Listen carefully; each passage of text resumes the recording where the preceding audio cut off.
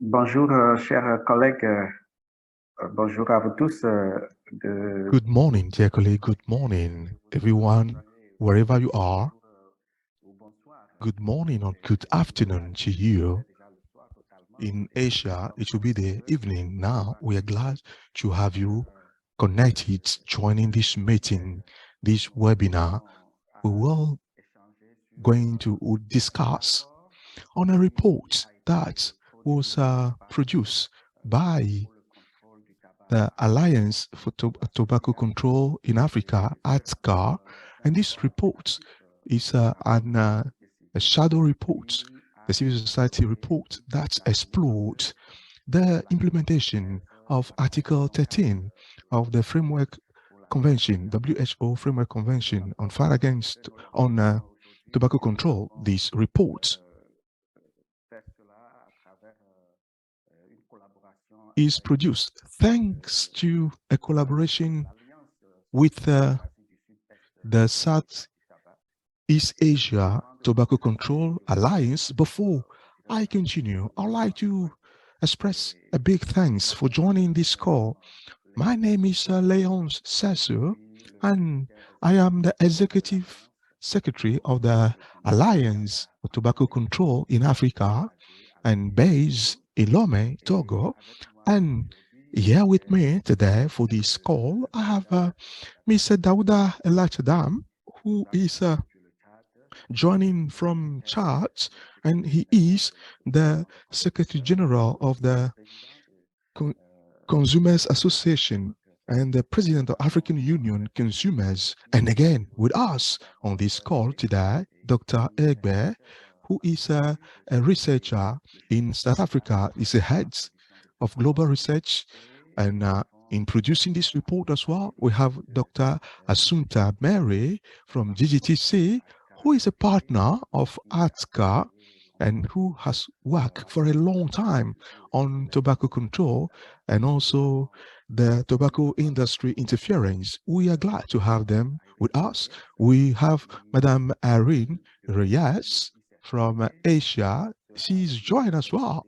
She will be here to share with us the experience from Southeast Asia on those type of reports.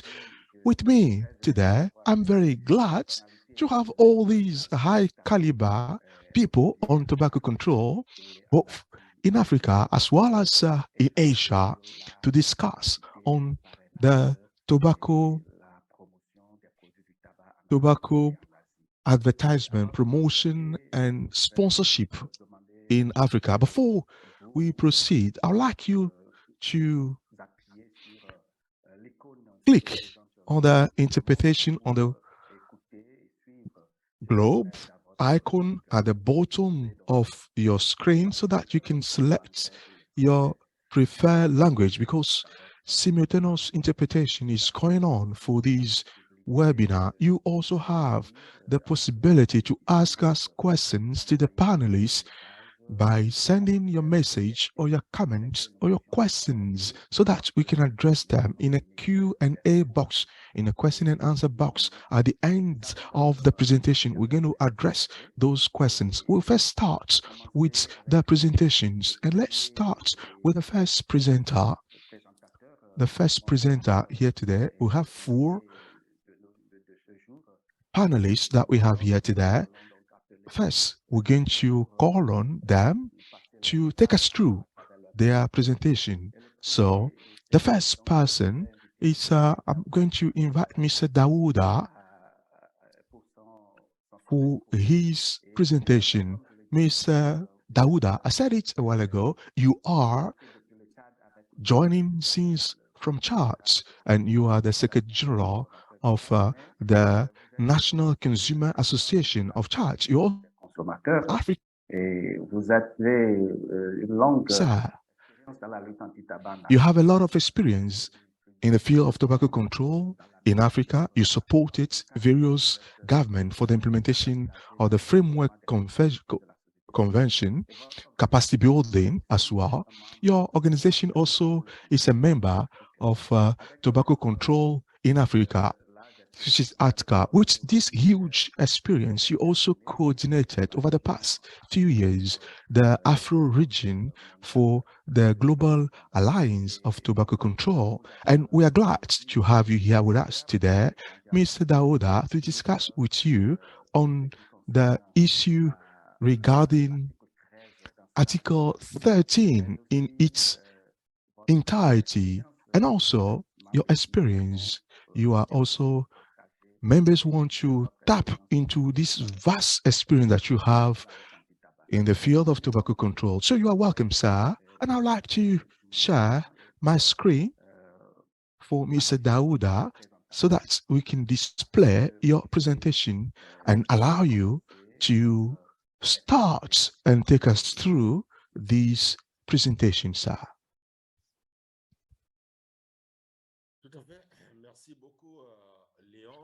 Well, thank you so much, Leonce. May I, as we start this meeting, I'd like to congratulate ATCA for such an initiative of organizing such events, activities, in order to help us to require more accountability from our decision makers based on the evidence. This is a good advocacy exercise that ATCA is taking us through at the continental level and also at the international or global level. I'm very glad to be part of this panel, and this is a topic that is so important for me, and I'm glad to share some experience that I have in this regard. Next slide. Well, slide please.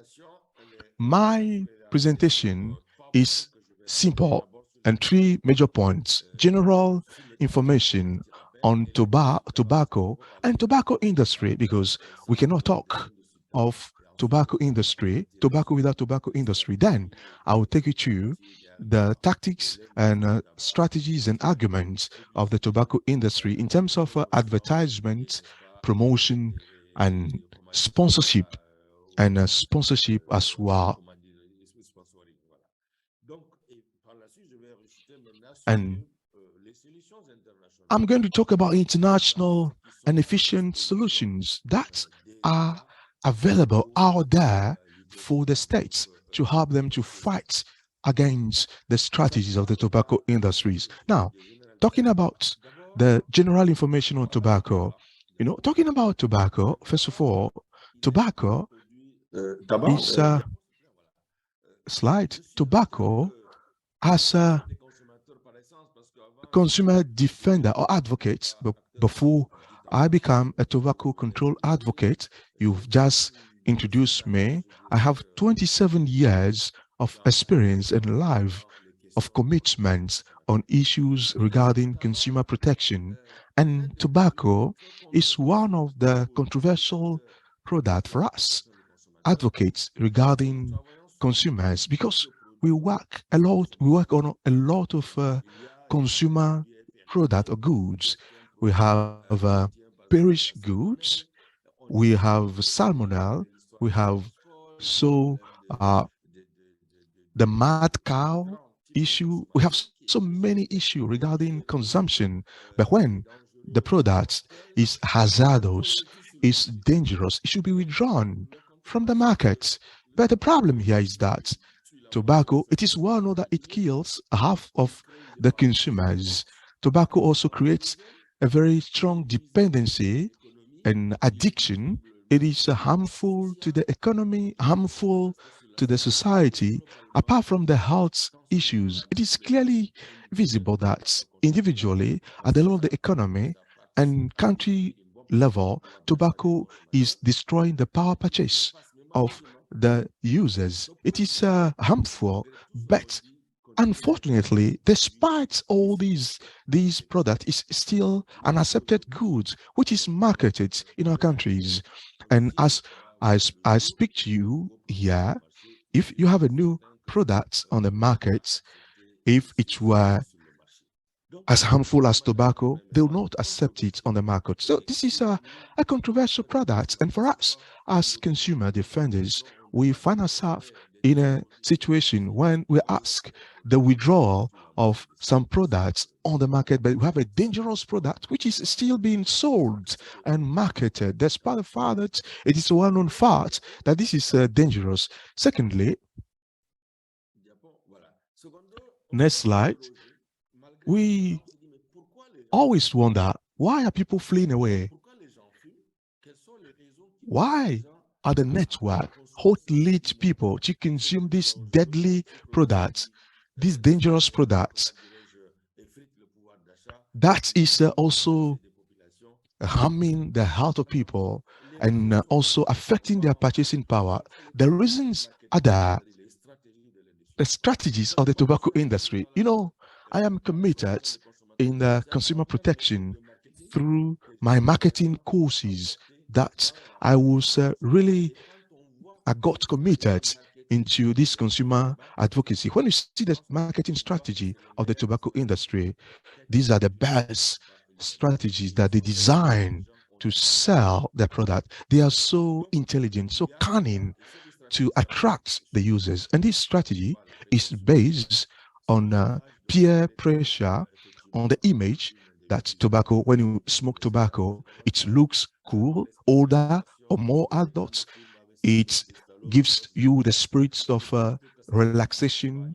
You see some movie stars and that smoked cigarettes, and you see how relaxing they feel in the movie. But this is a product which is uh, creates addiction. Next slide.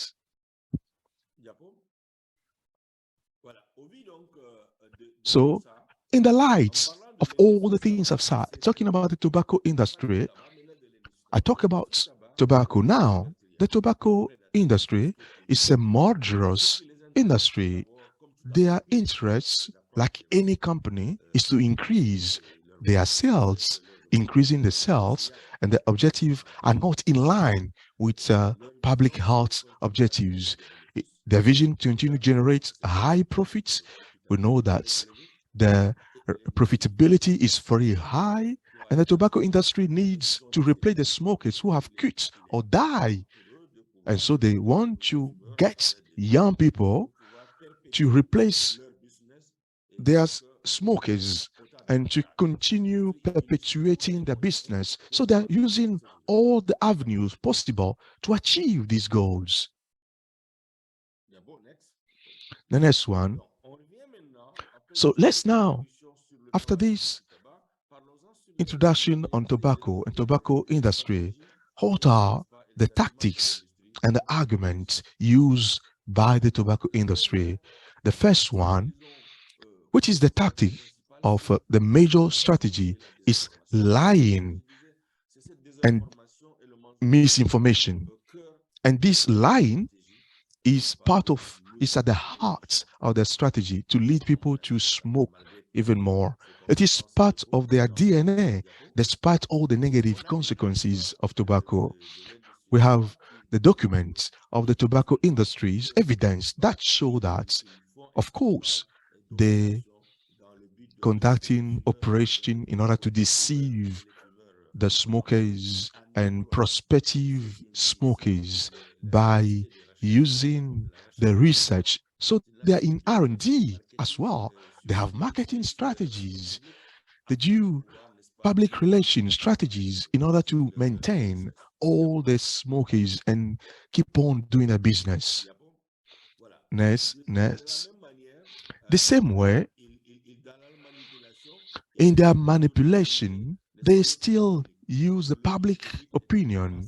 You see, public opinion is a central element to be able to circumvent the regulation, have a voice in the public domain, and they want to try to control people. The tobacco industry, in its manipulation strategy, has used tactics to be able to control the public opinion to sustain the sales of their product, which is a harmful, a deadly product, we have some evidence that show that this is translated in terms of lies and misinformation. Is translated in the massive use of tobacco advertising, promotion, and sponsoring to increase the consumption of the products. This instrument, which is advertising, promotion, and sponsoring, it is a tool, the flagship tactic that they use, the major one that helps them to be able to deploy their lies and misinformation strategy. This activity helps them to increase the consumption from the current smokers and attract new smokers and encourage former smokers to resume smoking. And the tobacco industry use lies, misinformation, deceptive, misleading tactics to make the use of tobacco appear as something which is prestigious and socially acceptable. And the tobacco industry attempt to manipulate the public opinion to circumvent the legislation by inventing the new forms of marketing. Because I said it, advertisements, we have also promotion and sponsoring, APS. These are the strategies used to manipulate the smokers and the public opinion. So in terms of strategy, there are a lot of allegations. I'm going to take you through a few of them. Many of you know that the banning of tobacco advertising will not reduce smoking. This is not true. There is evidence that banning tobacco advertising, global comprehensive ban, will help us to reduce significantly the tobacco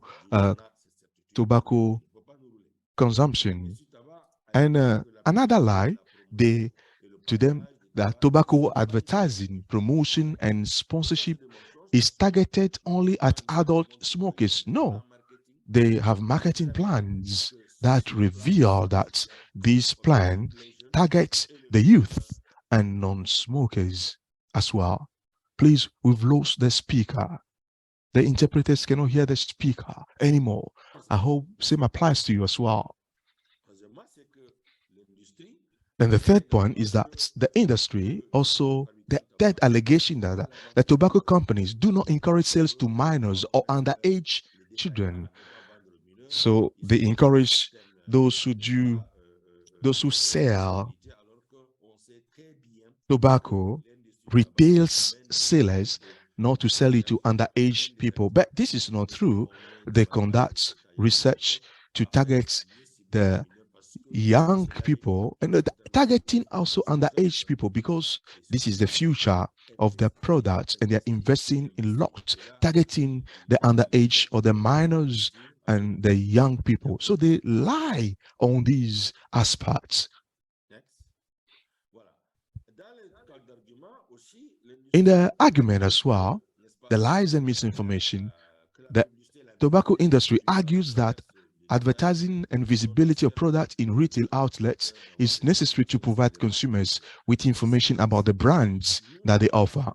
We, as consumer, we have the right to choose the product which is good. We know that the tobacco industry is highly using the advertisement and the outlets, point of sale or outlets, to help them to get opportunities to sell their products, to give flyers to people, and so that this can be more attractive to people. But at the same time, at the outlets, they organize activities that aim to attract more young people and attract more non-smokers and encourage smokers to continue smoking. So the examples of advertising at the point of sale or outlets has become at the center of their outreach marketing or proximity marketing, which is a lie, a full lie, to say that they have no visibility.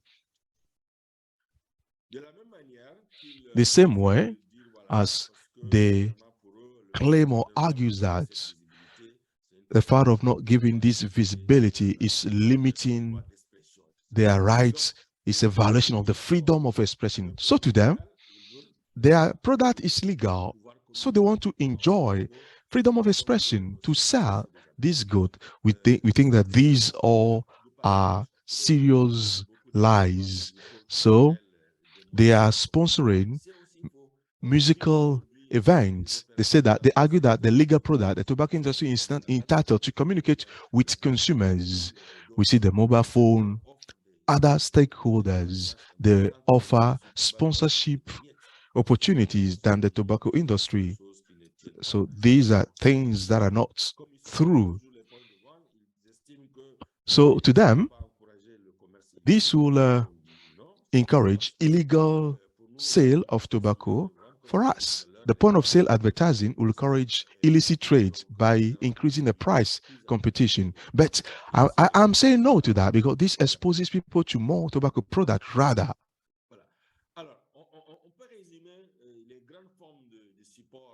The major form of advertising, promotion, and sponsorship, we have direct advertising, the billboards that we have in across our cities, the print media, and we have the online media.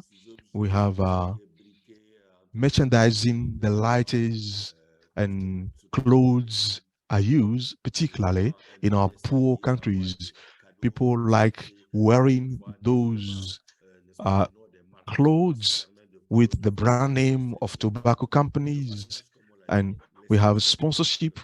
They have the brand extension. We have packages. They decorate the use of colors and the brand names. And we have also the use of tobacco products in movies and social network, which is the most used platform. We have internet, and we have the corporate social responsibility, CSR, because these are charity programs and social corporate responsibility actions. But in actual fact, we know that they want to show this is the negative aspects of their actions as they go through social corporate responsibility activities. So, well, if one of the important aspects that encourage the consumption is advertising in all its forms is used. For that matter, within that international recognized standards and proven measures do exist that the government and all stakeholders must come together, collaborate, and implement those international standards. What do you have in place? The first one, we have international solutions or arrangement that we have. We have empower policy, which is the package of measures of WHO tobacco control measures. The WHO identify them. There are 6. So empower, monitor, consumption and prevention policies, protecting people from tobacco smoke, to offer help to those who want to give up smoking, to warn about the dangers of smoking, and enforce the ban on tobacco advertising, particularly, and also enforce ban on promotion and sponsorship, which is in line with Article 13 of the FCTC, and also raise taxes. These measures are important. Now, the aspect of the total ban and comprehensive ban on advertising is important for me, and this is in line with the framework tobacco, the framework convention. We have a set of measures in this framework convention. We have the guidelines of Article 13 that are available that help us to implement provision of the FCTC, WHO FCTC. Article 13 states clearly that the parties recognize that a comprehensive ban on advertising, promotion, and sponsorship will reduce the consumption of tobacco products. Each party shall, in accordance with its constitution or constitutional principle, undertake a comprehensive ban of all tobacco advertising, promotion, and sponsorship. This shall include cross-border advertisement as well. Next slide. To conclude this presentation, I can say that tobacco advertising, promotion, and sponsorship encourage young people to use tobacco, encourage smokers to continue smoking, and reduce their motivation to quit. It is important that we really put in place a comprehensive ban of advertisement, promotion, and sponsorship will reduce smoking, particularly among the youth and also those who are tempted to smoke. Our states, particularly African countries that do not have resources for the funding of public health, we are now facing many disasters, security issues. We must comply with Article 13 of the FCTC and its guideline to implement comprehensive ban on tobacco, advertising, promotion, and sponsorship. And this must be a comprehensive ban. And particularly, we need to ensure that these policies are implemented. Yes, adopting or enacting those laws is good, but we need to enforce them. That's why I'd like to commend the report we are discussing today. We are reminding the states of their responsibility and their commitment to help the government to be able to really comply with their international commitments. On this note, I thank you for your kind attention.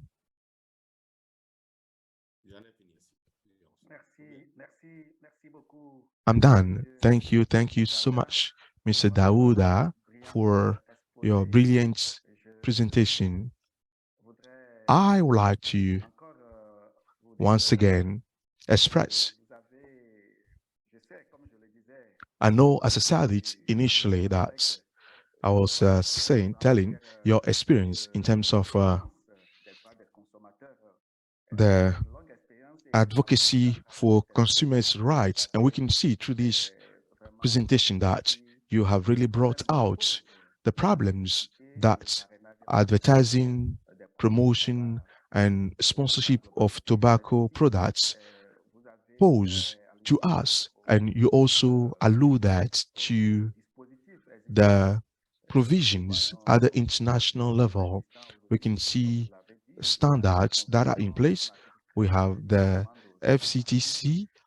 Article 13 recommends third parties to impose a comprehensive ban that the industry is using to sustain the marketing of their deadly products. I'd like to thank you sincerely for this presentation.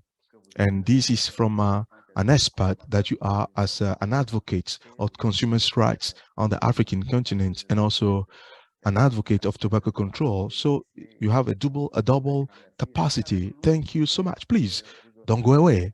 Stay with us. Certainly, there will be questions that we will address at the end of this presentation. We need your opinion. We're going to move to the second presenter. The second one is Mary Assunta. Dr. Mary Assunta, you are welcome on this panel. We are so glad to have you here joining this call from Sydney. You are a public health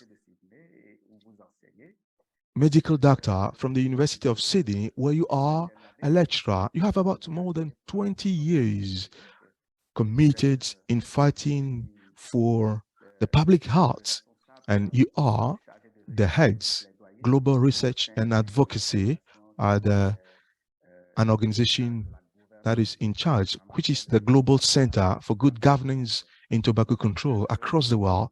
We are so glad to have you here, Mary, because you also receive an international award and a leadership award in tobacco control. But also you're here today because You're working as the lead researcher on the index of tobacco industry interference in the world. So through this research that you've been conducting for so many years now, you've invested a lot of time in this research and you got a better perspective of the tactics you've seen all the industry is doing across the world, and particularly in Africa, in terms of the promotion, advertising, and sponsorship of its product. We are here to talk about that. I'm going to give you the floor. You're welcome, Mary. You are on, Mary.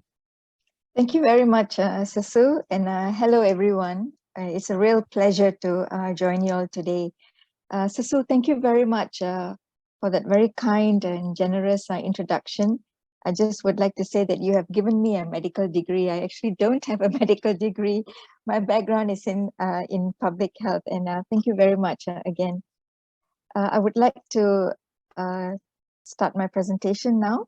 What I would like to do is to walk through an overview of what the tobacco industry is doing in terms of advertising, promotions, and marketing and across the globe to set the stage for why it is really important to do the TAPS index. So may I take this opportunity as well to congratulate ADCA and also Dr. Catherine Ebe for getting the TAPS index done. I think it's a great advocacy tool. So we'll be over the next few minutes look at how the TAPS index can actually help us. But let's look at what the industry has been doing in terms of advertising, promotions, and marketing. So our speaker earlier, Dauda, said that the tobacco industry lies, and I agree with him.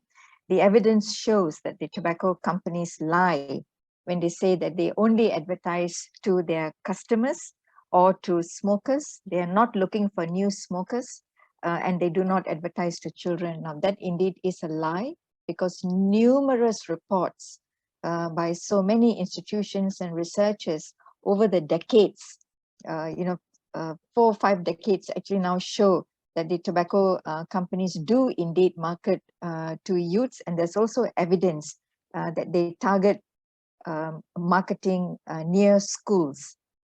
I also would like to make a point about addressing the tobacco industry's assertion that the industry has a right to advertise their product.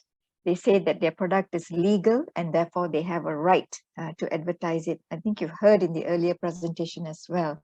But in reality, the tobacco industry does not have a right to advertise their harmful product, because there are many, many other harmful or addictive products out there which have got restrictions, and the right to advertise does not apply. For example, you don't find advertisements for Valium or sleeping tablets, close to schools or being marketed to children. I mean, there are restrictions around it. So definitely we need to pay attention to this fact. And of course, the most important point we need to remember is that the WHO FCTC Article 13, as you've heard, makes it very clear that governments need to put in place a comprehensive ban on all forms of tobacco advertising, promotions, and sponsorship.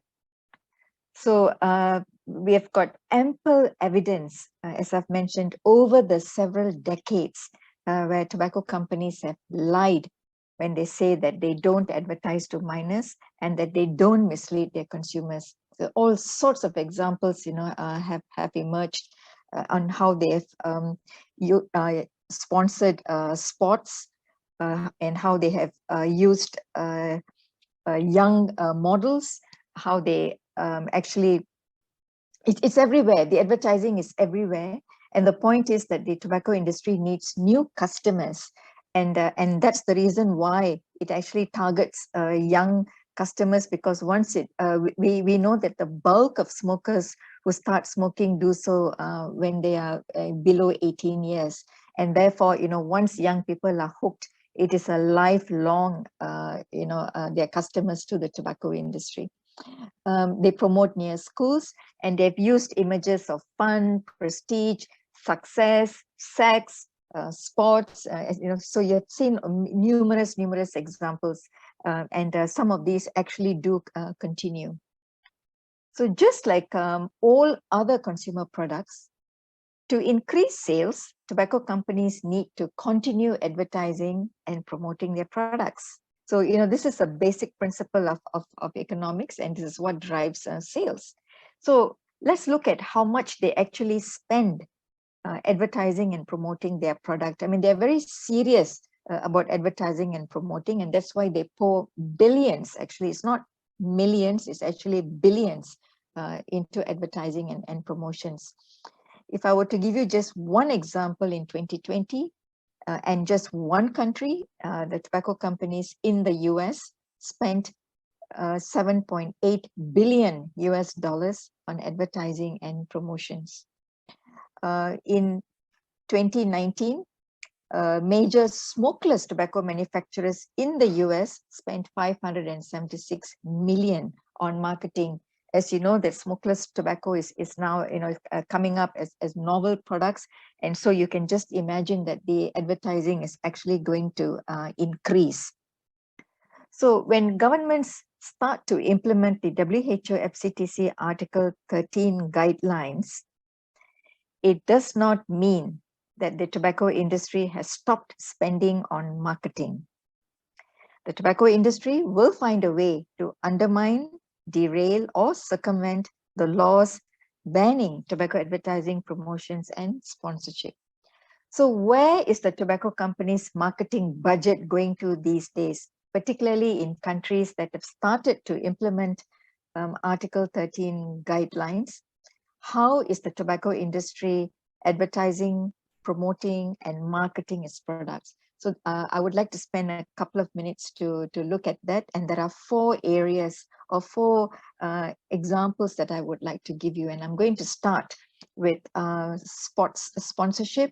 The last remaining tobacco sponsored sports is Formula One, and BAT and Philip Morris continue to sponsor Formula One.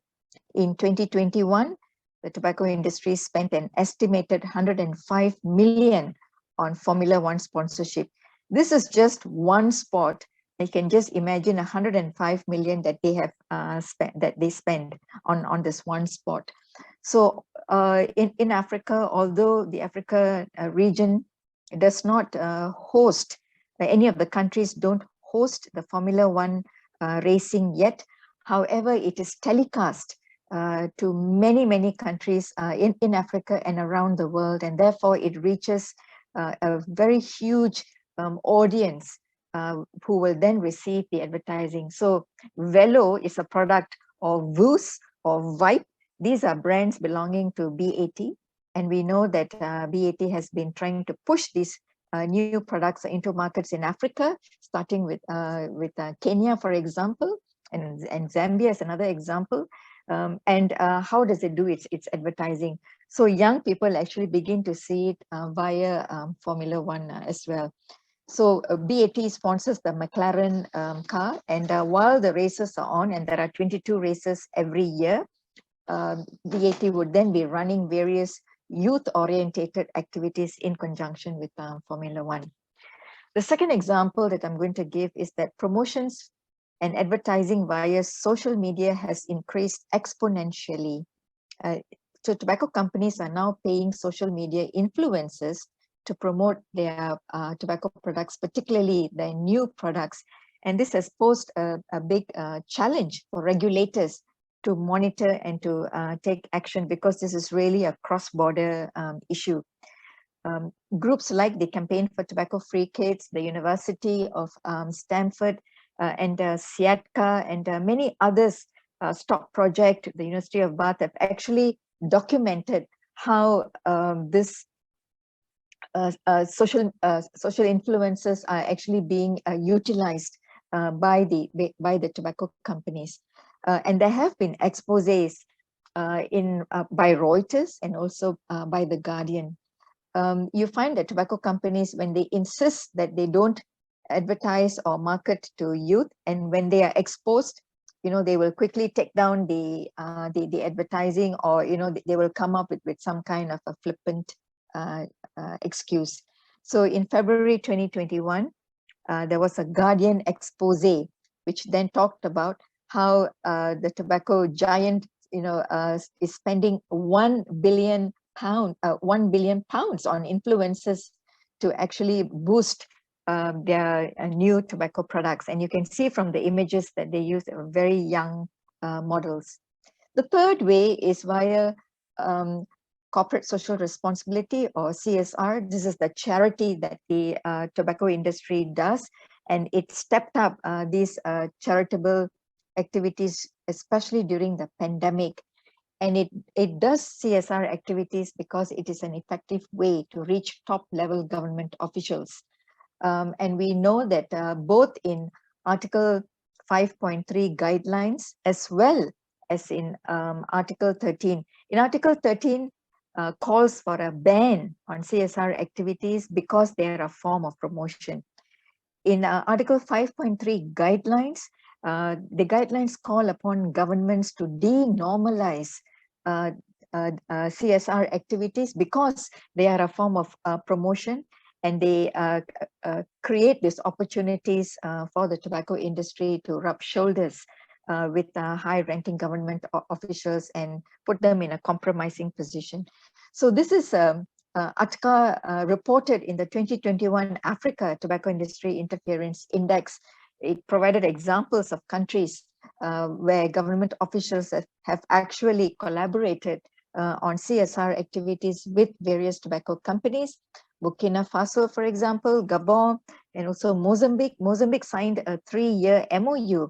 It's between government and the tobacco industry funded NGO called the Eliminating Child Labor in Tobacco Growing Foundation, or the ECLT Foundation, which are to address child labor issues. The fourth way that the tobacco industry continues to advertise, promote, is by actually shifting the marketing to provide incentives directly to retailers. So you would have definitely seen when you walk into a shop that sells cigarettes, sometimes you can already tell from the outside, the way the shop is painted, that you could tell that that it is promoting cigarettes. Inside the shop, cigarette cabinets are strategically placed just behind the counter, which is in the full view of customers.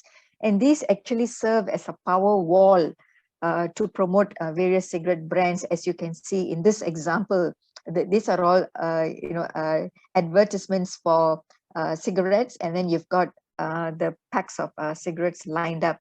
And this is in the is at the counter, and therefore you really cannot escape it. And you can see that it is it is put there in full view, along with other products here in front that you can see, which are actually attractive to children. So can I just say that when you see something at eye level, it means buy level. Okay, just remember, eye level means buy level. So in this retailer incentive programs, the transaction between the tobacco company and the shop proprietor is negotiated privately, or in the case of 7-Eleven, for example, the tobacco companies go directly to the head of 7-Eleven, negotiate a deal, and then all 7-Eleven stores throughout the country would then be promoting cigarettes and offering special promotions. So the types of incentives offered to retailers would be to promote specific brands. So this is how tobacco companies do this. In Malaysia, for example, BAT has got a deal where it does its promotions via 7-Eleven stores. I think there are about 2,500 7-Eleven stores throughout the country. So even if a country bans billboards, for example, or bans promotions, but it is then transferred and takes place directly in the store. So, as many stores as they are in the country selling cigarettes, that many stores would then be promoting, conducting promotions, special promotions of the respective tobacco companies. And these promotions would, include buy one, get one free deals, or free packs, or, extra cigarettes, or discounts when you, buy a whole carton, or how many cartons that the particular shop sells, and they would then get a reward point system, and then the shopkeeper would be rewarded with goods. I know that in Indonesia they get rewarded with television set, with refrigerators. They get invited to attend parties. These are all rewards given for promoting particular brands. And of course, so the point of sale itself is actually the advertising has increased in many countries around the world, because when you ban advertising in the media, then it's just transferred or shifted to the point of sale. So here the brand related colors and designs are used for the cigarette promotion. So in the case of Marlboro, the whole counter you can see is red and white. Here again, you can see it's red and white, and this is a very popular cigarette brand in Indonesia, where it also uses the red and white color. And here the entire shop is painted with the brand colors. So let's look at how countries across the globe, or parties to the FCTC, are actually implementing the ban on tobacco advertising, promotions, and sponsorships. As you know, that once every 2 years, our governments have to submit a report on their efforts to implement the WHO FCTC.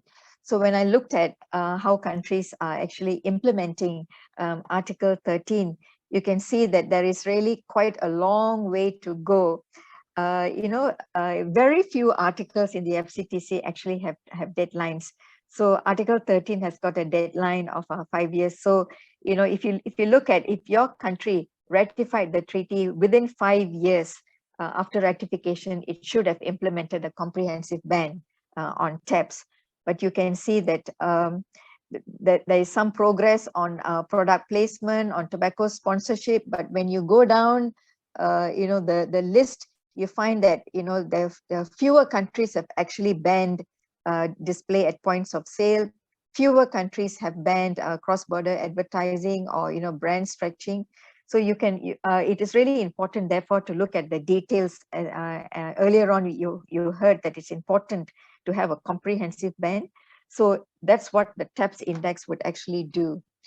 So when you really dig deeper in, when you look at the report submitted by 181 countries, and if you look at how many of them have actually banned, it's only 8%, have actually a total ban, and the others have got various components of the Article 13 being restricted or banned, but it's still not near a comprehensive ban just yet.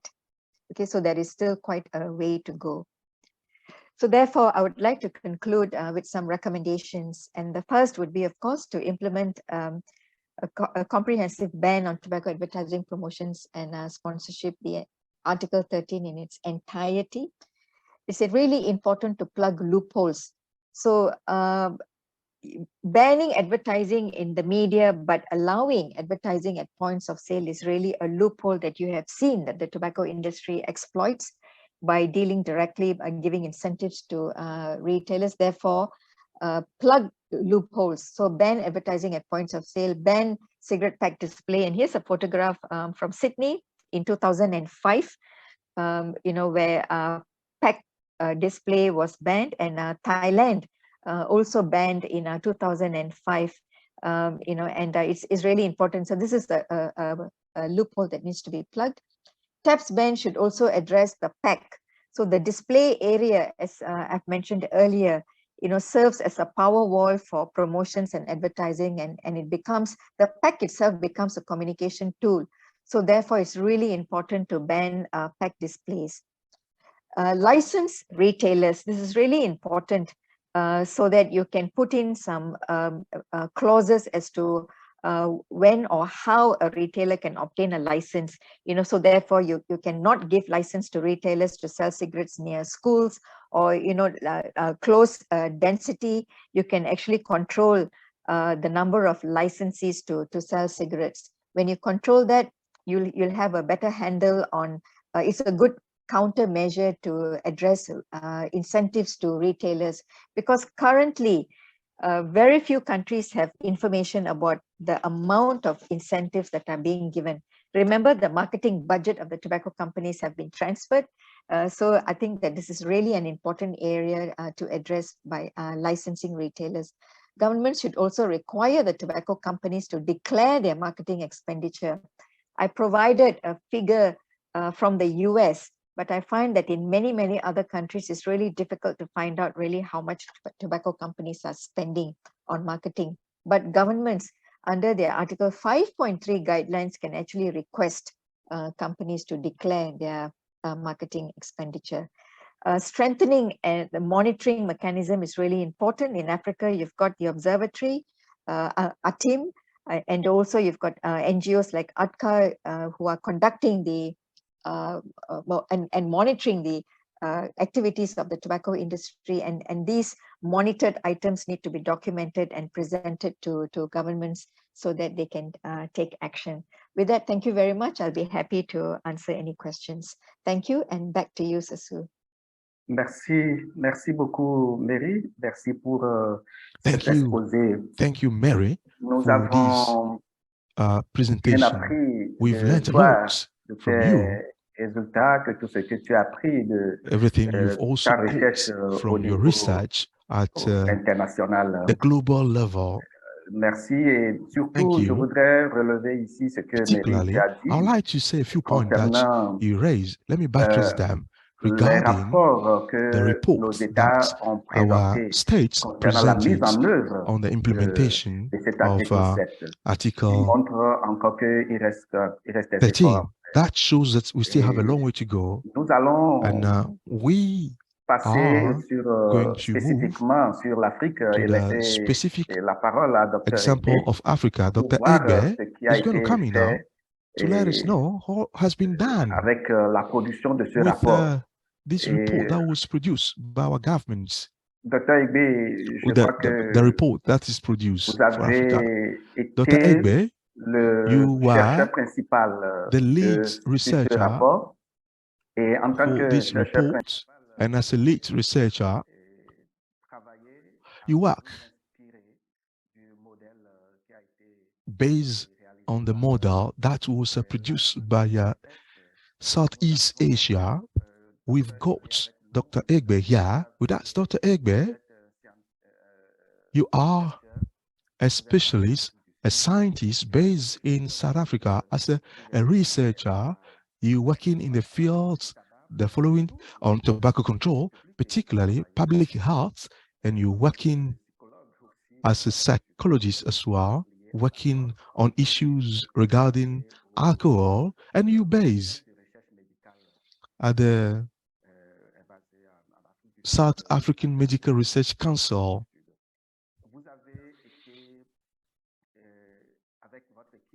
With your team, together with your team, you collaborated with the ADCA team to lead this research, and you, in the report, you brought out the analysis of Africa and the 18 countries, and your recommendations, we have them. The report you work on will be shared. We're going to give you the floor that you tell us what you've done. How did you go about it? What's the method you use, the results, and what recommendations are you making as researcher, lead researcher on this work? Merci. Thank you.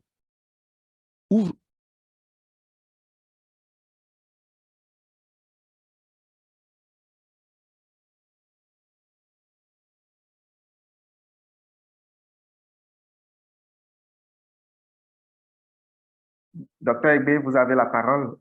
Vous pouvez partager Egbe, you're on. You can share your screen and you can start your presentation. Oh, okay. Okay, thank you. Thank you very much, Leonce. Just trying to share my screen. Please tell me if you can see my screen. Oui, je peux voir l'écran. C'est bon. Merci. Can you see my screen? Oui, je vois l'écran. See, go ahead. We can see the screen. Okay. It's okay. Okay. Go ahead. Thank you very much. Thank you, Leonce, for introducing me. And it's my pleasure to present the findings from the study we conducted on behalf of ATCA, which is the Africa Tobacco Advertising, Promotion and Sponsorship Index. I work with the South Africa Medical Research Council. I'm a specialist scientist in tobacco control. And this work is a very important work, which I think that the region will benefit from. So I will be introducing the FCTC Article 13 and the importance of it. I know the previous speakers have really touched on it, so I'm not going to talk too much about it. I'll go quickly through those slides, and then I'll talk about the methodology of this study or this report. And I will go on to talk about the implementation deadline for included countries. Is just one table, and I will talk more about the findings. And the findings will be about the laws, TAPS laws in these countries, and then the implementation of these laws in these countries. And I will go on to the recommendations that I will make based on the findings from the work, and give a concluding remark. So we know that tobacco use is the leading preventable cause of death globally. And we know also that 80% of those who use tobacco products are in low and middle income countries, of which the most of Africa, I think it's only one country in Africa which is not in the low and middle income country category. So we know that the most of Africa are subject to the consequences of using tobacco at a later stage if nothing is done to stop it. Like we heard from both Mr. Dauda and Mary, you would have heard that the tobacco industry uses various marketing tactics, which are mostly targeted at people who are vulnerable to these marketing exposures. Now, the vulnerable people are those who sometimes don't understand the impact of the product, and then we also have people who are just, taken easily by very nice advertisement. The WHO defines advertising and promotion as any form of commercial communication, recommendation, or action with the aim or the effect or the likely effect of promoting a tobacco product or of promoting tobacco use, either directly or indirectly. And the WHO also defines sponsorship as any form of contribution, any form, to any event, any activity, or even to an individual with the aim or the effect or the likely effect of advertising, promoting, and sponsoring a tobacco product or promoting the use of tobacco, whether you're doing it directly or indirectly. Now, how well is Africa positioned concerning the implementation of Article 13? I think that is what the whole index is all about. Article 13 was put in place to help countries to know what to do to impose bans on tobacco advertising, promotion, and sponsorship, to give them a clear direction based on very tested and trusted methods. And so all parties are obliged to prohibit all forms of tobacco advertising, promotion, and sponsorship that would promote these products by any means that are false, that are misleading, or that are deceptive, or that will create a likely wrong impression about the characteristics, about the health effects, about the hazard, or the emissions of these products. So this is what the FCTC recommends countries to do. And the guidelines have 8 core areas with which it's recommended countries to guide countries in order to help them to implement this Article 13. I'll talk more about that later. Mr. Dauda talked about the Empower measure. So tobacco advertising, promotion, and sponsorship is the 5th measure in the Empower measures, the 5th, which says enforce the bans on tobacco advertising, promotion, and sponsorship. So it's not enough to just put the ban in place, but it's very important that it is enforced. Now, how did we conduct our study? So this study is a qualitative research. It was done in 2 phases. The first phase, we tried to select eligible countries using some inclusion criteria that were developed. Now, the first round of this selection was that the countries had to be parties to the WHO FCTC. That means you must have signed or ratified the FCTC. We also wanted that the country must have revised their law after signing the FCTC. So if, for example, South Africa signed the FCTC in 2005, ratified in 2005, they signed in 2003, so they ratified in 2005, we expect that either South Africa has put in a new law or it has amended its law, its existing law before the FCTC, so that it had an opportunity to put in place the things recommended in the treaty. So after that round, we went to the second round. We included countries that, the countries where ACBF work, that is the Africa Capacity Building Foundation. We also included countries that were included in the Africa Tobacco Industry Interference Index of 2021. And then we added Togo, being the headquarters of ATCA. We felt that their presence in Togo should have an effect on the implementation of these laws. So Togo was included based on that. So in total, we had 18 countries which were included based on all these criteria that I have described. And the 18 countries were Benin, Botswana, Burkina Faso, Chad, Cote d'Ivoire, Democratic Republic of Congo, Ethiopia, Gabon, Ghana, the Gambia, Kenya, Mauritania, Nigeria, Uganda, Senegal, South Africa, Tanzania, and Togo. So the next thing we did was to retrieve all their laws. We first retrieved all their laws from the Campaign for Tobacco-Free Kids Global Resources website. We retrieved all their laws. And then we started looking at these laws, and we picked the law where these laws about taps were prominently tackled.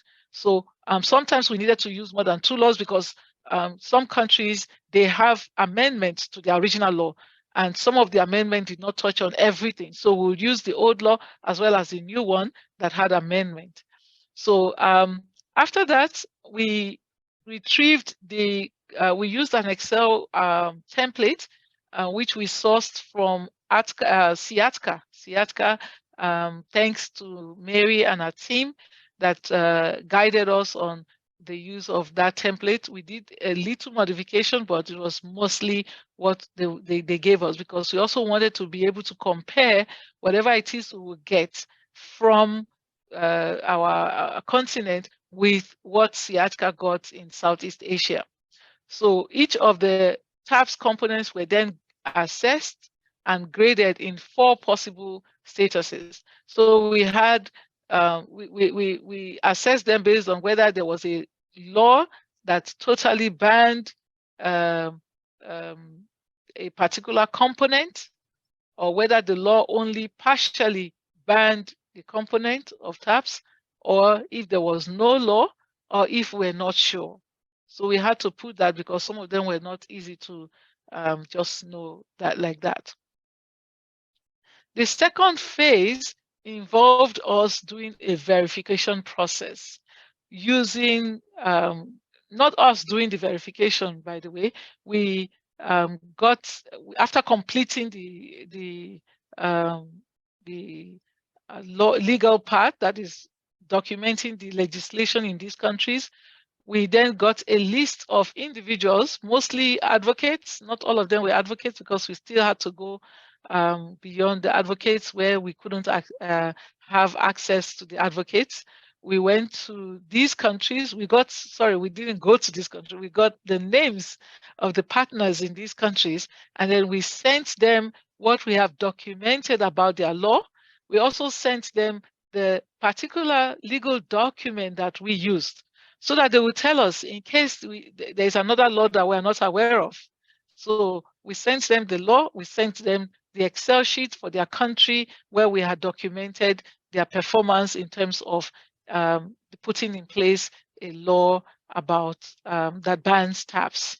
We also added something to that Excel sheet where we made provisions for them to tell us whether there is implementation taking place about these laws. So these country representatives, or whom I will refer to as country partners, were also going to tell us, because they know better than us, they are in that country, they're also going to tell us whether a specific law or all these laws in their specific sections are being implemented.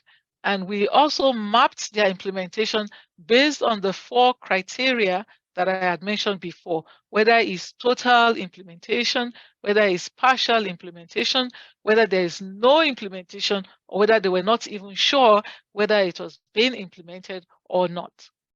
So after that, the country partners, they reviewed the assessment we've made, and they filled in the implementation, and then they sent the document back to us. And then we did data synthesis. Now, where we had problems, or maybe the partners did not complete the work, the document properly, we went back to them to help us to get clarity about the things they have filled in. Unfortunately, only one country did not come back to us, so we only assessed their legal document. We didn't get information about their implementation, and we didn't get information about them confirming if all that we wrote about their country was correct. But we used their latest law, which happened to be something that was put in place last year, so it's quite fresh. So we did analysis, we did percentages, frequencies on each of the laws and for each country. We also hired a French-speaking research assistant, because some of these documents are in French. So we had someone who speaks and writes French very fluently to complete that of the French-speaking countries, and then to translate them. And then she also communicated with the French-speaking country partners. Now, for ethical consideration, because this is a research that is just using documents, we did not go to ask for ethical clearance for it, because we are virtually using secondary data.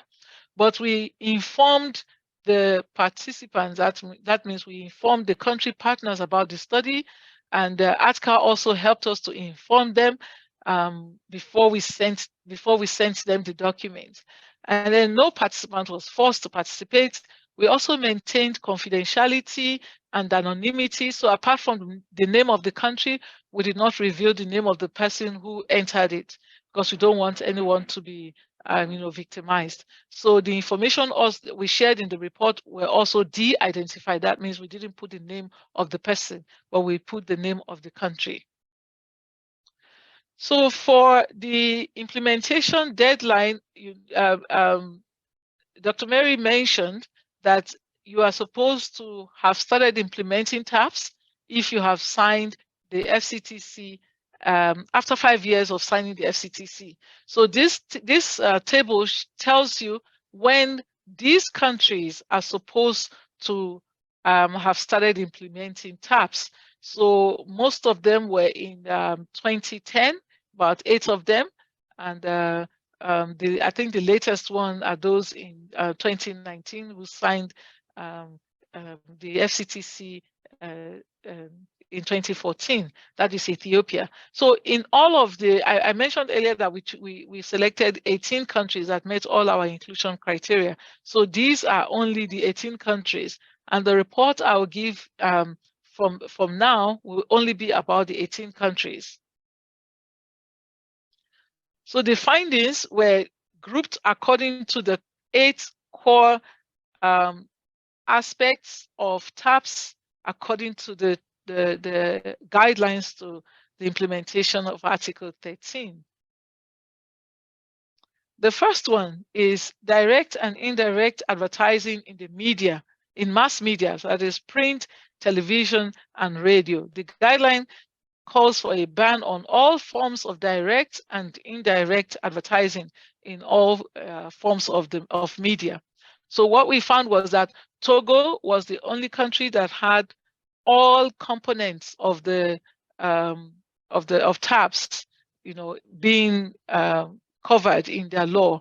So in the breakdown of this particular aspect of the guideline, we have different forms of media, different forms, about I think about 11 of them, 11 components. So we had audiovisual, TV, print, digital platforms, live performances, brand stretching, brand making. So all these components, we had to check the law if they were covered, and it was only Togo that had all of them covered. But the Gambia had 10 covered, and only 1 was partial ban. And then there were 3 other countries, Uganda, Cote d'Ivoire, and Kenya, that had 10 components, but then for one of the components, they didn't have any law. For the second core guideline, the promotion of tobacco products, the guideline recommends that, or obliges government, that the promotion of tobacco products, inclusive of giving free samples, giving gifts, giving any form of incentive to encourage the sale of tobacco products by retailers, should be banned. Even competitions, that target both individuals and even the retailers, are supposed to be banned. When we looked at this particular component of TAPS in these countries' laws, we found that 5 countries had total ban in place. And these countries were Botswana, the Gambia, Nigeria, Togo, and Uganda. But 7 countries had total bans in only 3 or more components. And so these were Benin, Ethiopia, Gabon, Mauritania, Senegal, South Africa, and Tanzania. The third component of the guideline is product display, that is ban on product display and promotion at point of sale. So what we found was that the ban on product display and promotion at point of sale were total in the Gambia, Nigeria, and Togo only. For Cote d'Ivoire, Ghana, Senegal, and Tanzania, they have not banned the display of products at POS at all, while Botswana and Ethiopia had partial bans. This particular component of the guideline also requires that selling of cigarettes through vending machines be banned. Now, why is the selling of cigarettes through vending machines part of promotion?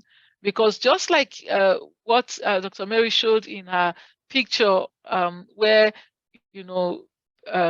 the point of sale was covered, if you open that point of sale, it will not be very different from what you will see in a vending machine. You all know that the vending machine is usually transparent. It shows the products in their very nice colors.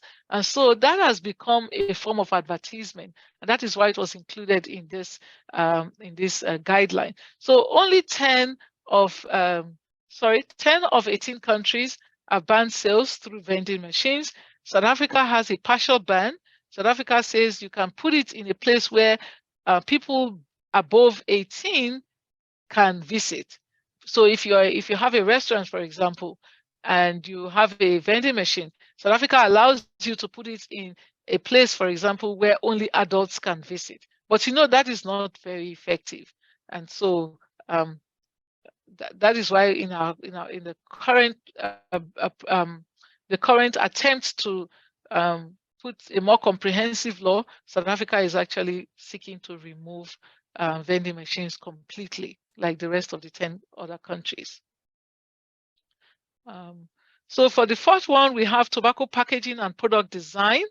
9 countries have a total ban on all 3 components of TAPs in this regard, using tobacco packaging and product design. So these features are the sale or supply of toys or sweets that resemble tobacco products, the packaging and product design features, and the prohibition of any form of false or misleading and deceptive description, like when you say low tar or this is a healthier cigarette. Those were what were covered under this guideline. Now, 9 countries have total ban on all the 3 components of this component of the guideline. But DRC, that's Democratic Republic of Congo, and Tanzania, they do not have laws that regulate 2 of the 3 components, while the remaining 2 countries, they have a ban on 2 components only. For internet sales and promotions of tobacco products, 10 of the countries have banned the sale of tobacco products via the internet. So you cannot order tobacco products through, if you have Amazon in your country, for example, you cannot order tobacco products. If you have, in South Africa, we have Take a Lot.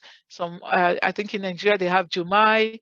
You cannot order these products in these 10 countries. While 7 countries, they do not have any law regulating the internet sale of these products. Though Ethiopia has a 2021 law, the law only makes provision for a partial ban on the sale via the internet. The 6th component is sponsorship. Sponsorship actually refers to all forms of contribution in any event or activity or to individuals, like I mentioned earlier.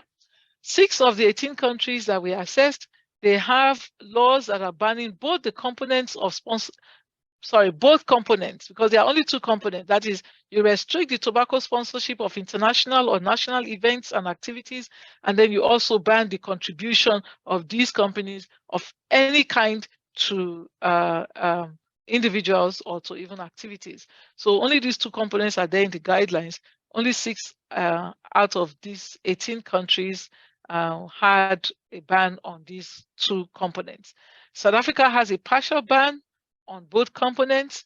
8 countries have a total ban in only 1 component, while the remaining countries, they do not have total bans in either of these 2 components.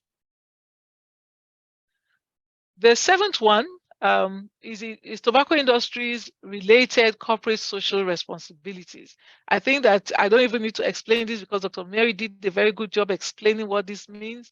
What we found was that of the 2 components in the guidelines, which is the provision of financial or other supports to events and activities, and then the contribution of the tobacco companies to other entities for social responsible causes, that is making donations, for example, to maybe charitable organizations or charity organizations. So 11 countries have put a total ban in place. 6 countries, their laws are partial ban, while Cote d'Ivoire had no provision at all concerning the ban on CSR activities. The last component is cross-border tobacco advertising and promotion and sponsorship. And I must say, by the time we get to the summary, you see that this was one of the worst performing area for these African countries. We found that Gambia and Uganda, they have banned all forms of cross-border advertising. 7 countries do not have any law at all when it comes to the 4 components. Cote d'Ivoire, Democratic Republic of Congo, and Kenya, they also banned cross-border advertising, but they left one component out. For Burkina Faso, the law only partially bans cross-border advertising since 2010. Now, if you look at this traffic light table, you will see how the countries performed overall in these TAPS components. You can see that direct advertising, but most of the countries for the direct advertising were partially implementing. Also, most countries are partially implementing promotion. I think the best ones we have for implementation, like I mentioned earlier, were product design. We also have a couple for internet sales and then for sponsorship. So this can tell you that unlike the laws, we need to really do a lot of work concerning implementation. Now my screen is frozen. Okay, so going to the recommendations, I would, make the recommendations based on the different components of the guidelines. For direct and indirect advertising, TAPS ban should cover all forms of advertising. Partial bans do not work. Partial bans will only make the countries to have loopholes that the industry can exploit. Countries should specifically state the various advertisement platforms covered by the ban, because sometimes of course, some of these laws were put in place when, for example, the internet wasn't popular. But now we know, like what Dr. Mary said, most of the advertisements you're seeing now are through the internet. So it's very important that when countries are making their laws, they should have in mind that there could be new avenues that the industry can use to advertise. So they should try and cover a broader range of advertisement channels. So from the 18 assessed countries, 6 would need to do more to comply with the requirements of Article 13. And these countries we highlighted are Burkina Faso, Chad, Cote d'Ivoire, DRC, Kenya, and Ghana. For the promotion of tobacco products, a total ban is required on the promotion of tobacco products instead of a partial ban. I think this recommendation cuts across all the laws. Whatever law it is, aim for total ban instead of partial, because partial gives room to the industry. The promotion of tobacco products through competitions, loyalty schemes, buy one, get one free, that kind of thing, or getting points, and the direct targeting of individuals should be covered by the ban. So sometimes we just see laws that just say everything is covered or everything is banned, but the industry can take the government to court and say, no, you didn't mention this particular channel because that channel wasn't existing. So that also has to be taken care of so that everything is properly tight in the law.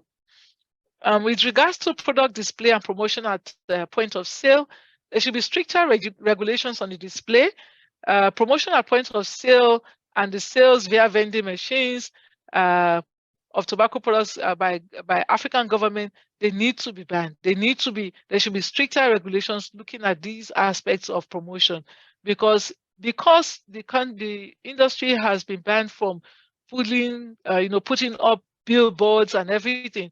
They are looking for ways to make sure that they get their products, the messages about their products out there, and they will use any means. They have the money, by the way. So I'm happy that Dr. Mary talked about the license requirements, because we also mentioned that. We know that for South Africa, for example, you cannot sell alcohol without getting a license. Why are people allowing to sell tobacco products without getting a license? Because it's a harmful product as well. So I believe that this is one area that the advocates can think about pushing in the African continent, so that at least not just anybody can target young people, and because they need to be licensed, they will be more afraid to break the law because they know once they break the law, just like with alcohol sellers, your license can be withdrawn and you won't be able to trade on that product anymore. So in order to preserve their license, they will be more inclined to keep the law. So concerning tobacco packaging and product design, plain packaging should be promoted. Where it is not feasible, I don't think it's not feasible anywhere. It's feasible everywhere. It just takes political buy-in. It takes the government to be interested in it, interested in protecting the population. But if you cannot even get to plain packaging, then let's have pictorial health warnings, because the pictorial health warnings, when they show how these products can affect health in pictures, people will be more inclined. We just concluded the Global Adult Tobacco Survey in South Africa, and we asked people, you know, we only have textual health warnings in South Africa. Would you think about quitting having seen it? About 80% said they've seen it, but less than 40 said they would think about quitting. We're not even talking about start to quit, but think about it, because that's the first stage in the stages of change model. But they said less than 40% said they would even think about it. But when we asked them, if we gave them a prototype of a plain package with graphic health warnings, and we asked them, do you think this can make people to think about quitting? More than 2/3 of them said yes, it would make them think about quitting. So I believe that it's time for us to start pushing for pictorial health warnings all around our continent. There should also be mechanisms in place to implement the ban on online sale of tobacco and nicotine products. And I specifically included nicotine products in these recommendations because now what we saw in most of the laws was that they only cover tobacco products. But what about e-cigarettes? So we need, what about nicotine pouches? These are nicotine products. The laws need to not only cover all forms of media channels, it should also cover all forms of products. For sponsorship, we know that tobacco industry uses the media to cover their sponsorship activities in order to overstep and undermine laws that are banning advertising. It's a way to go around the law, to beat the law. So if you ban sponsorship, then you are also banning the industry from advertising using sponsorship. It's also used to win sympathy from the public, an endorsement from the public, to look at them like good contributors or good citizens of the society. So when this is banned, then you'll find out that people will not be seeing them as such. A complete ban on sponsorship is the only way to halt these activities. No partial bans, complete bans. The sixth one is industry CSR, corporate social responsibility, CSR, not CRS, sorry. All forms of CSR activities by the tobacco industry must be prohibited. That is what the WHO FCTC recommends. And so we believe that it's very important for countries to take that seriously. The industry should also be banned from contributing to any entity. You know, in South Africa, for example, they are allowed to contribute to charity organizations. That should not be allowed. So because these charity organizations, they end up being their mouthpiece. You know, they tend to now be sympathetic to them, and then sometimes they are used to promote the agenda of the industry. The last slide on recommendation, cross-border advertising. There's need for countries to put in place more comprehensive bans on cross-border advertising in the African region, because we know that when it comes to advertising, we now have DSTV, we now have the satellite and streaming companies, the Netflixes, and so on. Now, when you don't ban these products from being advertised in your countries, the tobacco industry now targets these movies and these news channels to be able to introduce these products to your people. So it's very important that this particular aspect of the Article 5 by Article 13 be put in place and be monitored. And when they flout it, they should be made to pay heavily for it to deter others from doing that. So we also recommend that technology can be used that can track and trace the origin and destinations of any activity that is advertising on any activities of advertisement on media channels. And we also want to recommend that research will monitor, should be done to monitor any cross-border advertising of that is happening in the continent. So in terms of the implementation of TAPS laws, we believe that it's very important to pass a comprehensive law, but a law that is passed and is not implemented is as good as not being passed. So it's very important that focus be placed on implementations of laws as well, just as we channel energy to motivate governments to put the right laws in place. We should also make sure that after the law is passed, we are monitoring implementation. We are holding governments accountable so that the laws are implemented. We are reminding them of their duty to protect the lives of their citizens by making sure that these laws are fully implemented. And I believe that's very important that countries document the implementation strategies as well as the milestones. So they will tell us, for example, how much implementation is expected in their regulations. So within a certain period, for example, you'd say pictorial health warnings are put in place. By the time it's 6 months later, there is a monitoring of parks in strategic locations in the country to find out if that is being implemented. So such monitoring will help to make sure that implementation is effective. So my concluding remark would be that there is room for countries to place more comprehensive bans on TAPS in Africa.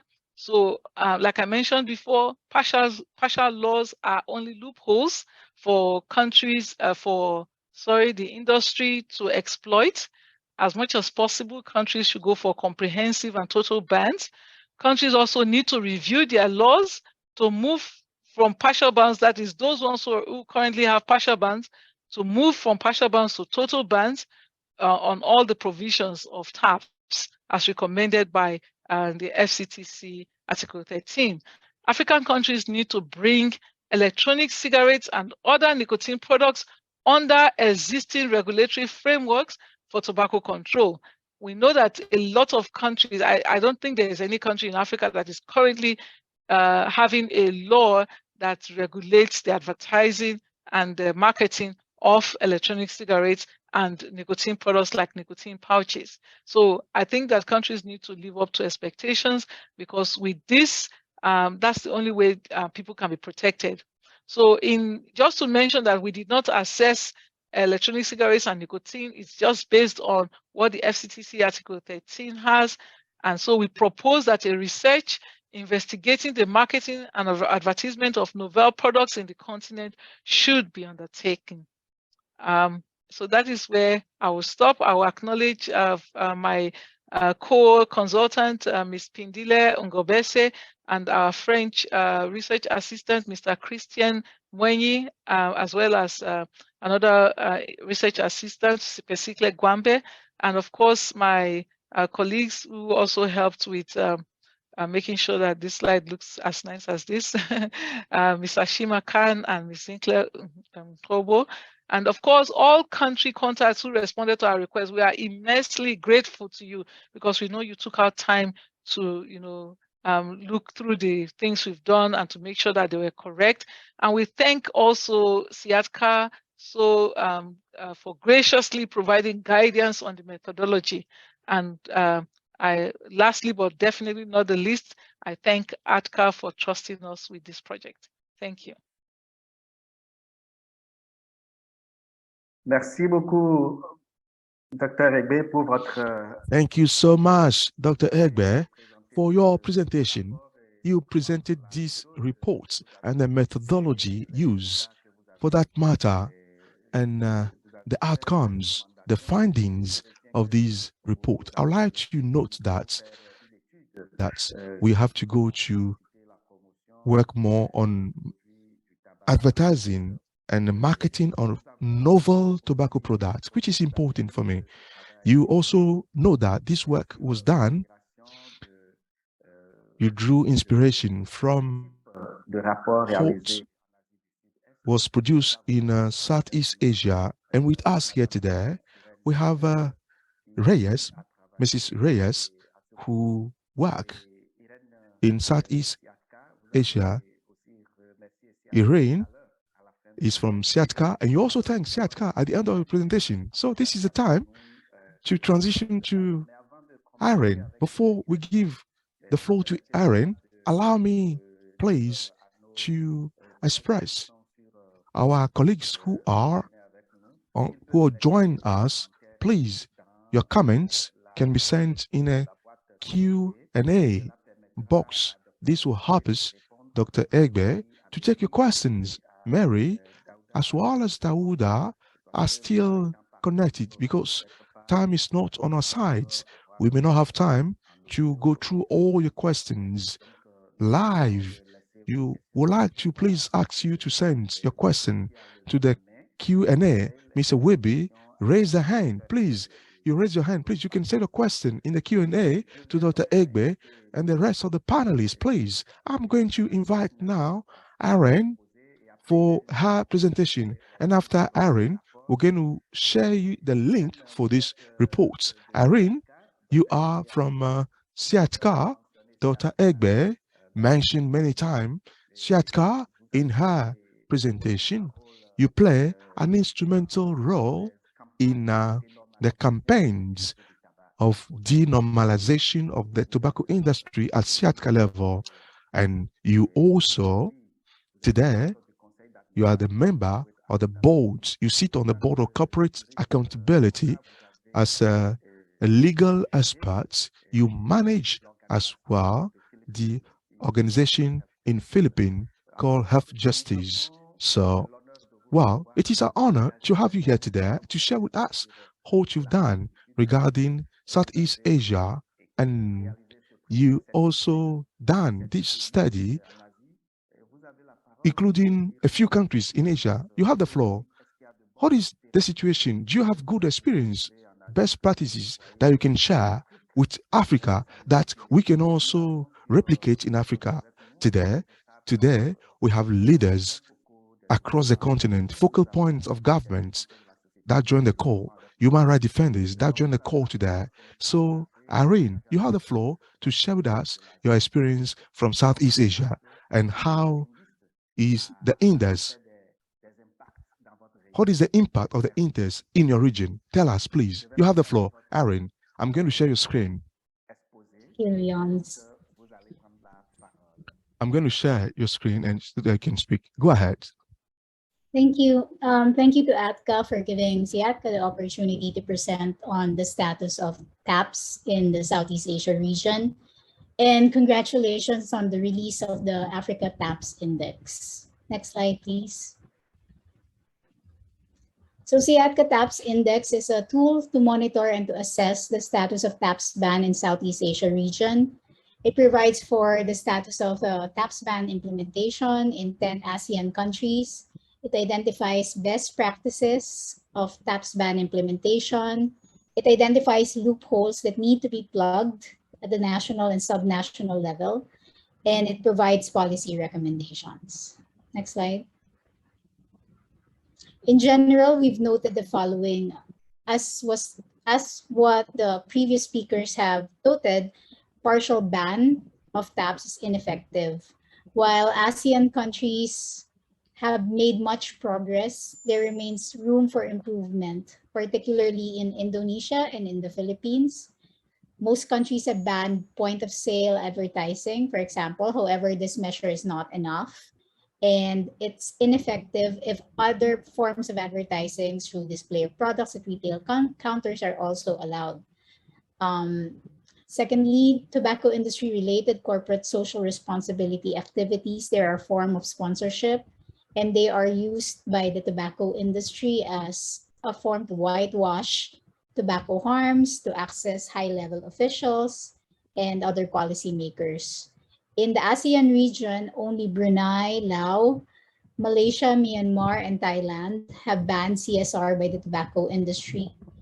And as Mary has noted earlier, these activities, the tobacco industry corporate social responsibility activities, they've increased during the COVID-19, at the height of the COVID-19 pandemic, even in countries that have banned CSR already. And then number 3, we've noted that countries that ban taps, as countries ban taps, tobacco companies are increasingly promoting their products online. So tobacco products are sold online, although these violate tobacco control laws in different countries, but it's becoming harder to monitor and impose penalties to stop these violations. So in the ASEAN, sales of electronic smoking devices are available in popular online platforms and also in social media, such as in Facebook and Instagram. Next slide. Dr. Egbe talked about this at length. So Article 13 provides for a mandatory requirement for parties to prohibit all forms of taps. And in addition, parties are encouraged, if they're measured beyond what is in the Article 13 that can be implemented, to further implement those measures as well. And on CSR activities, as Mary has emphasized in her presentation, parties are also required to ban contributions from the tobacco industry and to further ban the publicity of so-called CSR activities of the tobacco industry, as these are considered advertising and promotions. Next slide. So in the ASEAN, of course, there's a deadline for implementation of TAPS ban. There's a 5-year deadline, which parties have agreed to as sufficient time to implement a comprehensive ban on TAPS. And all ASEAN countries have passed their deadlines many years ago. Indonesia, which is not in this table, is not included in this table because it remains to be a non-party to the FCTC. Next slide. So countries, in summary, countries in the ASEAN region, they all need to step up their implementation of comprehensive ban on TAPS. We've found that over the past decade, there's been a stagnation in the situation of TAPS ban. There's been little progress, particularly in countries like Indonesia and the Philippines. There are good practices. On the other hand, Thailand has legislated a comprehensive ban of TAPS in 2017, while Brunei and Singapore have instituted a nearly comprehensive TAPS ban. And all three, Thailand, Brunei, and Singapore, they all have banned the retail tobacco product display. Next slide. The guidelines call for a ban on all forms of direct and indirect advertising in all forms of media. With the exception of Philippines and Indonesia, all other countries in the ASEAN region have banned tobacco advertising in mass media. And this includes print, television, radio, online, and also a complete ban on outdoor tobacco advertising. Singapore and Thailand were among the first countries to ban tobacco advertising in mass media. However, monitoring and enforcement of tobacco advertising via social media and internet remains to be the challenge right now. Next slide. In many countries with bans of taps in mass media, retailers or point of sale are the remaining principal marketing venue for the tobacco companies. So this type of marketing or advertising is protected by tobacco companies, and they vigorously oppose bans on tobacco advertising at point of sale. In the ASEAN, Thailand is the first country, or in the first Asian country, to implement a ban on display of tobacco products at point of sale. In Singapore, they implemented a ban on pack display at retail outlets, but this was introduced as a measure also to protect the youth from tobacco marketing, and it was implemented with the amendment of their Tobacco Control Act. And then in Brunei, in 2005, they implemented a comprehensive ban on taps at retail outlets or point of sale. In Cambodia, Malaysia, and Vietnam, they've banned all forms of tobacco advertising and promotions. However, they have not banned pack display or incentives from the tobacco companies to be given to retailers. Next slide. So we also monitor packaging and product design because these are important elements of advertising and promotion. And packaging and even individual sticks should be prohibited from advertising or promotion, including design features that make the product attractive. In the ASEAN, nearly all countries, all ASEAN countries have banned sale of toys and sweets and other products that resemble cigarettes. However, enforcement remains to be an issue.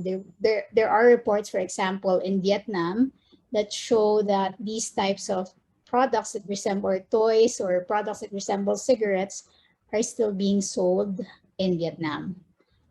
And then for misleading descriptors, all ASEAN countries except Brunei have banned the use of misleading descriptors such as light, low tar, ultralight. However, even this kind of policy can still be circumvented by pack design if the pack design itself can promote or glamorize smoking. This emphasizes the need to standardize tobacco product packaging.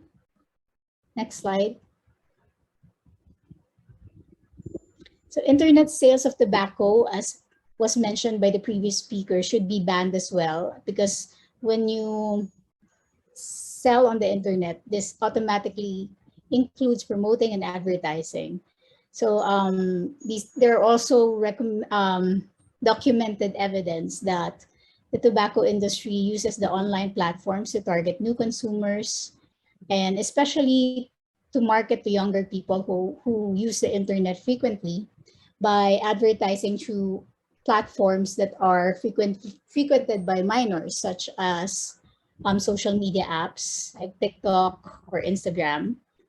In the ASEAN, on cross-border advertising, Singapore was the first ASEAN country to comprehensively ban internet sales of tobacco after a cross-border ban was introduced in their Tobacco Control Act. The Philippines has a policy banning taps in mass media, which includes the internet, but monitoring and enforcement of this policy remains virtually non-existent. Next slide. So tobacco companies are increasingly resorting to CSR activities to buy goodwill and credibility and earn political mileage. The top transnational companies such as BAT, Philip Morris, Japan Tobacco International, they all conduct CSR activities in the ASEAN region. Next slide. We've monitored also that tobacco companies, they set up and use foundations to distance their CSR activities from their business, from this disreputable business, in an attempt to give themselves some sort of acceptability to the governments and to the public. So this is a type of public relations strategy of the industry to build and maintain a public perception, or a positive public perception. And most of the time, these foundations, they have their own websites to publicize the CSR activities. So these foundations are the common or the prominent foundation doing CSR work for the tobacco industry in the ASEAN region. Next slide. As Mary has noted, the tobacco industry has stepped up its so-called corporate social responsibility activities across the world at the height of the COVID-19 pandemic. So in the ASEAN, Philip Morris International increased its investment in the region from $8.7 million to $21.9. The bulk of this funding or money goes to the Philippines and Indonesia, which are both very important markets of Philip Morris. Philip Morris holds 70.5% market share in the Philippines and 32.6% market share in Indonesia. Next slide.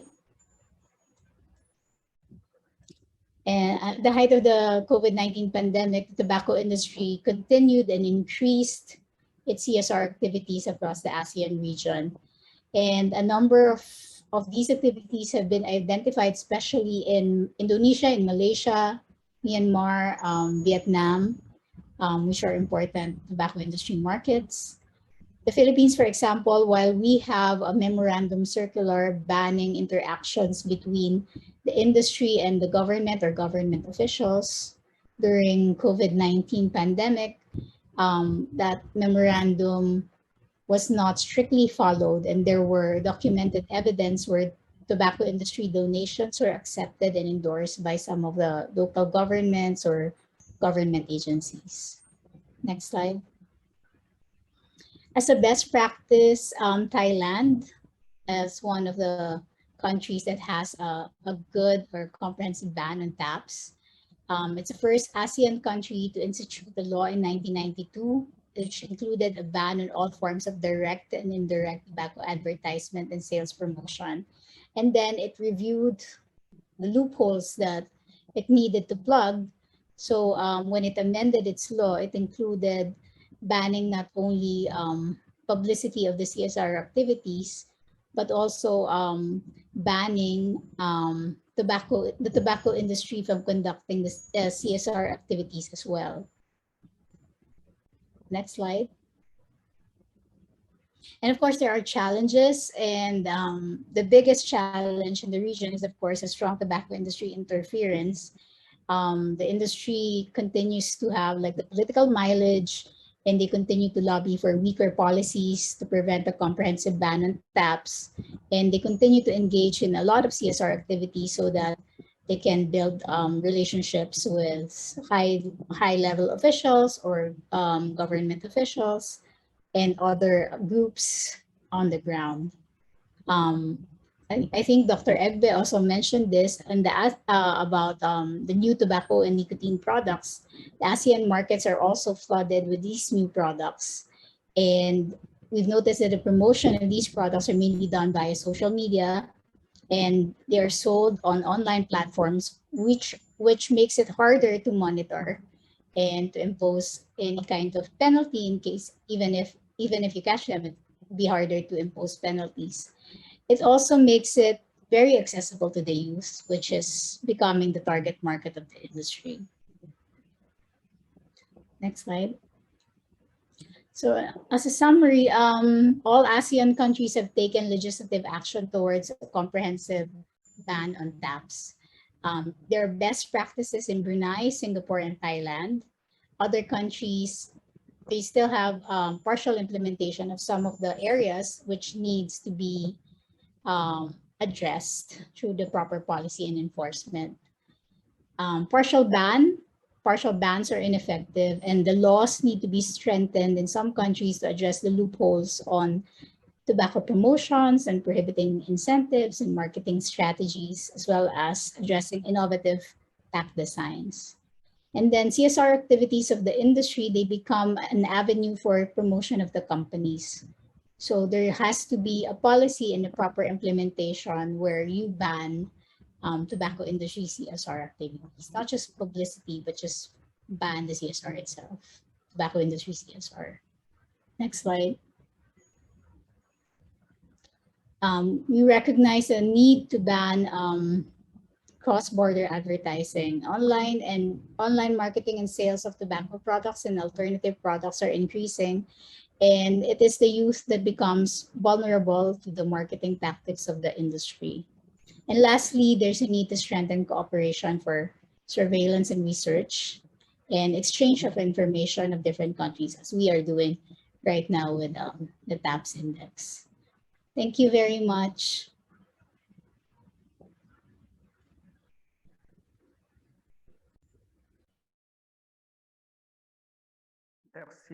Merci, Irene. Well, thank you so much, Irene. Thank you for this presentation that you've just given us, taken us through. You've taken us into the Asian experience regarding the implementation of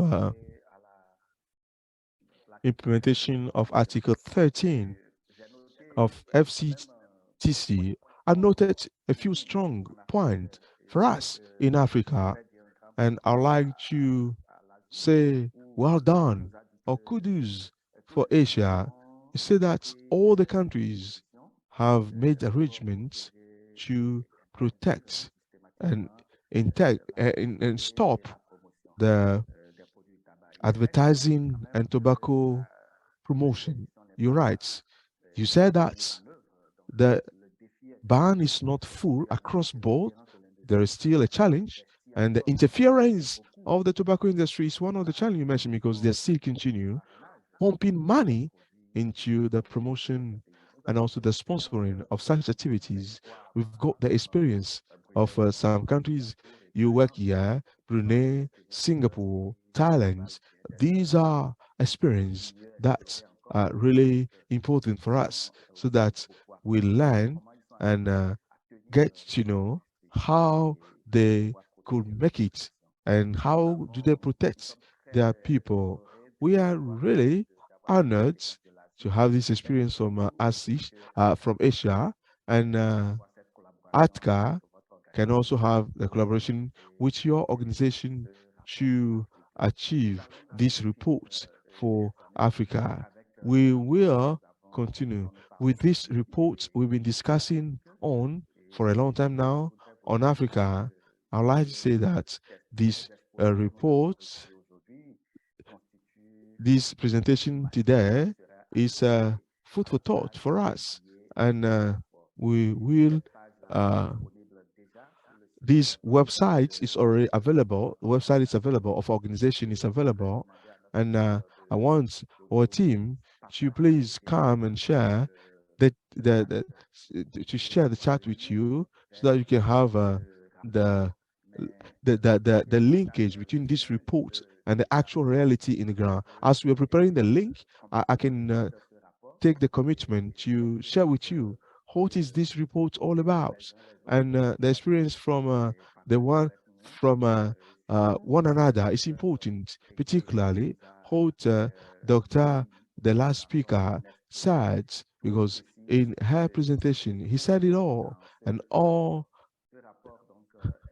this report then is available, and it is online on the website of ATCA. You can access this report by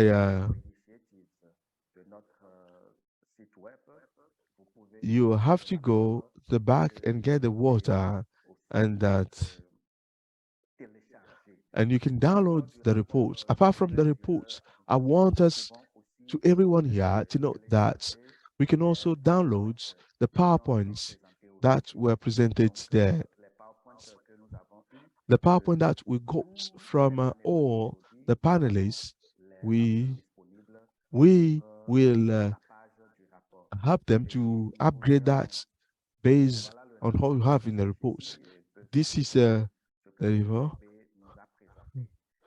And this what Dr. Egbe also presented is very important. I would like to acknowledge as well the support from ACBF. ACBF, thank you, Dr. Egbe. Thank ACBF, but I would like to stress these thanks. We received the financial support from ACBF to prepare this report covering 18 African countries. We will send you the reports. This will be widely disseminated, and you're going to have access to the website. And we also provide the recording of this webinar, and this will be available on the Facebook page of on the report website. Sorry, the report is available in French and English. I've displayed here the French version of the report, but the report is also available in English, as you can see on the English website of our organization, as well as the French on the French website of our organization. So I think that Dr. Boli from Cote d'Ivoire said that he also worked on advertising in Cote d'Ivoire. I'd like to thank Dr. Boli. I'm going to share this report with you, and we can add it to the resource page on our website individually. So there is a question that we got from Kati, and Kati requires that if the panelists, the question is for all the panelists, this one. So Kati would like to know, can you elaborate or can you explain? I think Daguda addressed this and live in his presentations is good. Daguda addressed the question. He asked, how can we really assess a legislation? How do we do the assessment of the legislation? How do we carry out the assessment of the legislation? If you can help us very quickly, the panelists, so that we can close this presentation of today. Any panelists, how can we carry on the assessment of the legislation? Can I go on? Yes, go ahead, ma'am. So to assess the legislation, you just need to read carefully the piece of legislation, because all the legislations that we assessed were publicly available. So once you get the document, you read them, and then you focus on the aspects that you want to focus on. We were focusing on TAPs, so tobacco advertising, promotion, and sponsorship. So we had to read the whole document to see where they were talking about advertising, promotion, or sponsorship. But it was made easier because we were using a template, and that template had all the components. For example, when the law says, yeah, Dr. Egbe, can you hear me? Sorry, yeah, we can hear you. Sorry, Dr. Egbe. The question was specific to enforcement. Can you hear me? I can't yes, hear we you. Can hear you. Enforcement of legislation, of the legislation. She wants you to address how we assess enforcement. Oh, the implementation, you mean? Yes. Okay, so for this index, what we did was to ask the advocates or government officials in these countries to tell us about the implementation. And because we already had this broken down, we asked them specific questions. For example, is internet sale banned in your country? Is it being implemented? Can people still buy tobacco products, for example, from the internet, even though it may be in the law? Is it easy to buy? Is it no longer? Is it not easy to buy, or is it not existing? So these are the things we asked. That was where the country partners came in very heavily, because we had to rely on them to tell us, because they are the ones in the country. Merci. Merci, Dr. Egbe. Well, thank you, Dr. Egbe, for this contribution. I think that Katie got the answer to the question in the implementation, of course. You are right. The advocates of civil society organizations, they have a lot to do, because they are in the country and they can help to collect the data on the effective implementation or enforcement. We have the focal points of tobacco control in the ministry of each country. They also provide information of the implementation. They prepare report that they send to the secretariat of the FCTC, and this report is available for all the countries. This can help us to see how well each country is doing regarding the enforcement or the implementation of the legislation. On this note, I think that we've covered hot matters during this session. In the absence of any other question or reaction, I would like to say a big thank you. I would like to say a big thank you to Mary, a big thank you to Mr. Daouda, and a big thank you to Irene and Dr. Egbe.